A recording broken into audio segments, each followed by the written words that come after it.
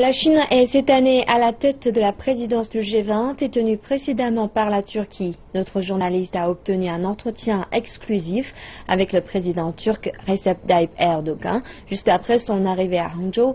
Il a fait part de ses espoirs avec le sommet de cette année et du rôle de la Chine en matière de gouvernance économique mondiale.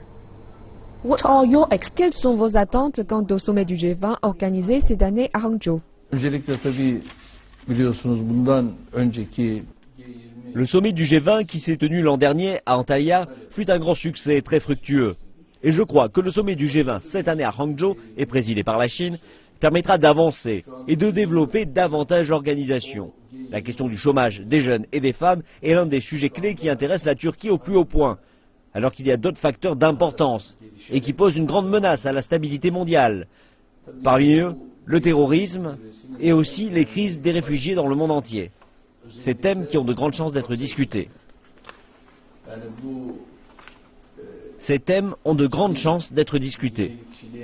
En particulier, l'un des sujets chauds du programme est l'inclusion totale. L'économie chinoise est immense et poursuit son développement. Mais elle se doit d'être inclusive, de même qu'il faut améliorer la méthode de gestion financière. C'est là quelque chose d'essentiel pour offrir au peuple un avenir meilleur.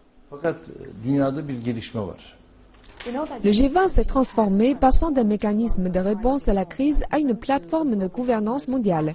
Comment évaluez-vous le rôle de la Chine au sein de cette gouvernance économique mondiale?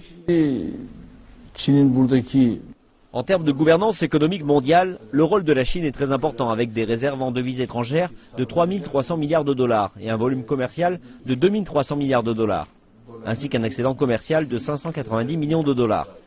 Je voudrais dire qu'il s'agit là de résultats formidables pour l'économie d'un pays. Et la Chine est devenue la plus large économie au monde après les États-Unis. L'investissement dans le secteur des technologies de l'information et des infrastructures est très robuste et prospère.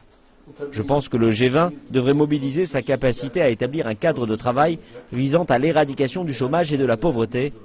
Ainsi, l'avenir de l'économie mondiale sera plus radieux et plus prospère.